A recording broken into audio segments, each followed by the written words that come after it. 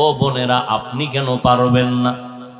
জীবনে মাদ্রাসায় পড়ে নাই, স্কুলে পড়ে, কলেজে পড়ে, চাকরি করে, ব্যবসা করে, RAB, army, police, BDR, doctor, professor, engineer, OC, DC SP, মাদ্রাসায় জীবনেও যায় নাই, জেনারেল লাইনে থাকিয়া আজও 5 ওয়াক্ত নামাজ পড়ে আছে। বাস আমগো হুজুর বাদ দাও, তোমারে জুতার বাড়ি দিতে তোমার লাইনের নামাজি যথেষ্ট, আমগো হুজুর লাগবে না। আল্লাহ বলবে, বেঈমান, তোর লাইনে থাইকা চাকরিজীবী নামাজ পড়লো, তুই পারলি না কেন? তোর লাইনে থাইকা যুবক নদীর মধ্যে মাছ ধরছে, নামাজ ছাড়ে নাই, তুই কেন পারলি না? জমিনে কাজ করিয়াও নামাজ ছাড়ে নাই, বল তুই কেন নামাজ পড়ো নাই? এবার ছোট ভাই ডাক দিয়া ছোট ভাই বলে, ও বড় ভাই, এমন একটা মাইয়া চাও যে তোমার হাতটা দইরা জান্নাতে নিবে, এমন কোন মেয়েও নাই, তোর কপালে বিয়াও নাই। বড় ভাই জবাব দিছে, কি বলছেন একটু আগে, নিয়তটা যদি আল্লাহর জন্যই খাঁটি হয়, আল্লাহ ফিরাইয়া দিবেন না। কিছুদিন পরে খবর আসলো, পাশের বাড়িতে একজন আল্লাহর ওলি মাঝে মাঝে আসেন মানুষের নিয়ে দোয়া করার জন্য।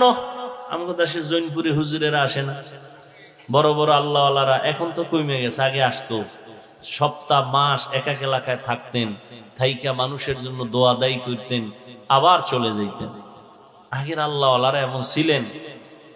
আর না আমরা খারাপ হয়েছে, আল্লাহ নাইবুকিত সব বেপর্দা, ভাত খাইবে হুজুর। এই যে আল্লাহওয়ালারা বেনামাজি মহিলার হাতের পাক খায় না, এখনো কিছু আল্লাহওয়ালা এখনো আছে। আমগো ঘরে সব হইল বেনামাজি, কি পৃথিবীতে এর থেকে আর উল্টা পাল্টা কিছু নেই। এর পাক যদি খায় একজন বুজুর্গ, আর বুজুর্গগিরি ওখানে শেষ। কয়জনে বুকে হাত দিয়ে বলতে পারবেন আপনার স্ত্রী পর্দা সহকারে, অজু সহকারে রান্না কইরা আপনার ঘরে খানা পাকায়? 1 কোটির মধ্যে একজন পাইবেন কিনা সন্দেহ নাই, বলবো না, আছে, তবে 1 কোটিতে একজন পাওয়া কষ্ট। অথচ আপনি তো মনে করতেছেন আপনি ভিআইপি প্যাকেজের হাজি, পিসাবের মুরিদ, তাবলিগওয়ালা। হ্যাঁ, এ আম্মা জানেরা ভালো করে শুনেন, বড় ভাইয়ের ভরসা কার উপর? ওয়া মান ইয়াতাওয়াক্কাল আলাল্লাহ ফাহুয়া হাসবুহ। আল্লাহর উপরে ভরসা যদি করে, আল্লাহ তার জন্য যথেষ্ট।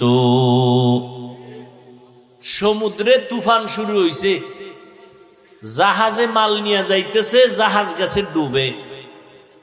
জাহাজের মালিক ঢাকা অফিসে বসে আছে, হঠাৎ খবর আসলো তোমার জাহাজ ডুবে গেছে। মালিক তো দেখে নাই। দেখেন কুদরত কি, মালিক বয়ে বয়ে খায়, আল্লাহর কসম আমার জাহাজ ডুবে নাই। তুমি দেখছো? কয় দেখি নাই। খবর নাও, খবর নিয়ে দেখে ঠিকই তার জাহাজ ডুবে নাই, আর একটা ডুবছে।